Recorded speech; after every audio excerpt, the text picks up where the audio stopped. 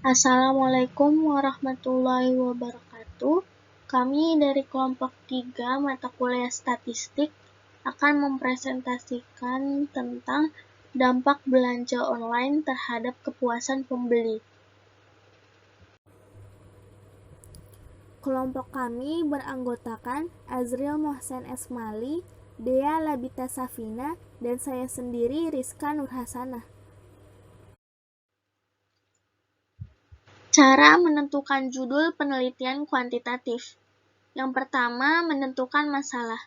Dalam membuat judul, hal pertama yang dilakukan adalah menentukan masalah. Jadi, bukan langsung cari judul penelitian yang dibuat, baru mencari masalah yang disesuaikan dengan judul. Harus menemukan masalah terlebih dahulu.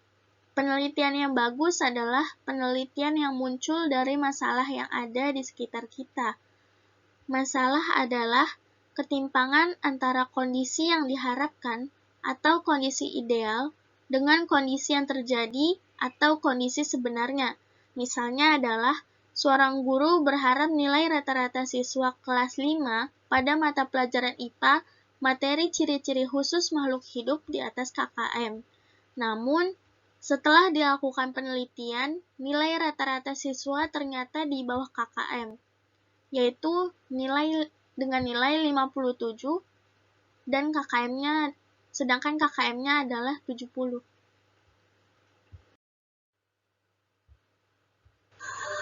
Yang kedua yaitu menentukan tujuan penelitian. Menentukan tujuan penelitian ada 3 tujuan, yaitu yang pertama melihat hubungan antara variabel, yang kedua menguji teori, dan yang ketiga mencari generalisasi yang memiliki nilai prediktif. 3. Menentukan variabel-variabel penelitian. Variabel adalah hal-hal berupa apa yang dicari, diamati, dan diteliti dalam penelitian. Ada banyak macam variabel. Ada 2 hal minimal yang harus diketahui, yaitu variabel independen dan variabel dependen. Variabel independen adalah variabel yang mempengaruhi atau yang menjadi sebab perubahannya variabel dependen. Dan sedangkan variabel dependen adalah variabel yang dipengaruhi perubahannya oleh variabel independen. Yang keempat yaitu menyusun judul. Judul umumnya terdiri dari 4 bagian.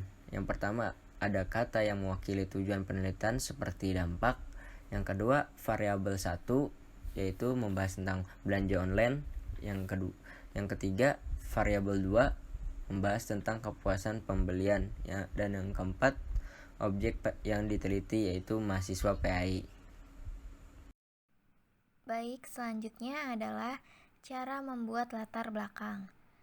Latar belakang adalah penjelasan dalam bentuk uraian paragraf yang berisi tentang alasan sebuah karya tulis, baik itu makalah, skripsi, dan sebagainya dibuat.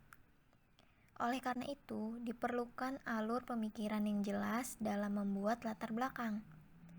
Latar belakang ini dalam penelitian kuantitatif sifatnya deduktif, yang dimana alur pemikirannya dari umum ke khusus. Berikut adalah langkah-langkah pembuatan latar belakang. Yang pertama, tentukan tema, topik, dan judul penelitian. Yang kedua, buat kerangka pemikiran dengan menentukan ide pokok atau gagasan pokok untuk setiap paragrafnya. Dan yang ketiga, letakkan gagasan pokok mengenai judul penelitian di paragraf paling akhir. Cara membuat rumusan masalah. Terdapat 3 langkah-langkah dalam membuat rumusan masalah. Yang pertama, mengetahui apa yang menjadi masalah dalam penelitian. Yang kedua, pikirkan mengenai hal-hal yang menjadi pertanyaan pada sebuah penelitian secara kritis. Dan yang ketiga, pastikan bahwa rumusan masalah yang kamu pilih memiliki nilai penelitian, bermanfaat, jelas, padat, dan tidak bertele-tele. Sekian presentasi dari kelompok kami. Kurang lebihnya mohon maaf. Wassalamualaikum warahmatullahi wabarakatuh.